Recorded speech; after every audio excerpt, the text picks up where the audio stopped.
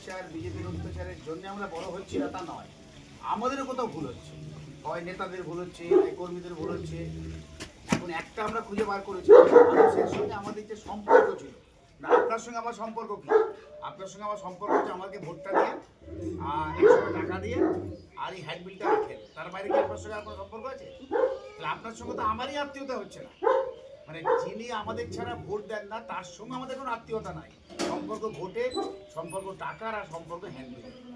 এইটা সিপিএম তো কোনোদিন ছিল না, এটা আমরা দূর করতে চাইছি, যাতে আপনার যখন মনে হবে আমার সম্পর্কে, যে সিপিএম সম্পর্কে যেটা আপনাদের ভুল হচ্ছে এটা সংশোধন করুন, দ্বিধাহীনভাবে বলতে পারবেন, এরকম পরিবেশ চাই আমরা। আমাদের কর্মীরাই নেতাদের সম্পর্কে ভয়ে কথা বলছেন।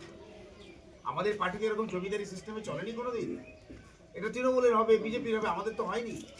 এইটা আমরা আপনার এই আজ থেকে 15ই ফেব্রুয়ারি পর্যন্ত আমরা যে আমাদের জেলা সিপিএমে ঠিক করেছি যে আমরা আমাদের বীরভূম জেলায় যে 7-8 লক্ষ বাড়ি আছে, প্রথম পর্যায়ে তার 40 ভাগ বাড়িতে যাব।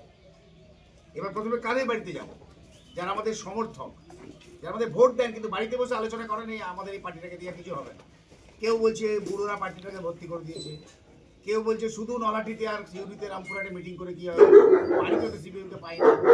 এই আপনার যে সকালবেলা আমি পাইকপাড়ায় গেছিলাম, একজন 83-84 বছরের ভদ্রলোক, তিনি বললেন আমি জ্যোতি বসু বেঁচেছিলেন তখন এখান থেকে হেঁটে আমি সিউড়ি গেছি, এই পার্টি ছাড়া কোনো রাস্তা নাই। কিন্তু হলে কি হবে? আপনাদেরকে তো আজকে দেখলাম আমি এই 14-15 বছরে আপনার লেভেলের নেতাকে আমার দলটায় প্রথম, তাহলে আমার এই ভালো পার্টি নিয়ে লাভটা কি? আপনারা তো ভোটের সময় ছাড়া শুধু আসছেন না। সমস্যা কি শুধু লক্ষ্মীর ভান্ডার? একটা দরখাস্ত লিখে দিতে হয়, ছেলেপেলেকে আমরা পাই না, আর আপনারা ছেলেপেলেদেরকে নেতাও করছেন না, এরকম কথা এবং সঠিক। সেই কারণে আমরা এসেছি। এইবার এসেছি যখন হয়তো বলবে আপনাকে যে আপনি সমর্থক, কিন্তু এটা আমাদের টাকা তোলার কর্মসূচি নয়।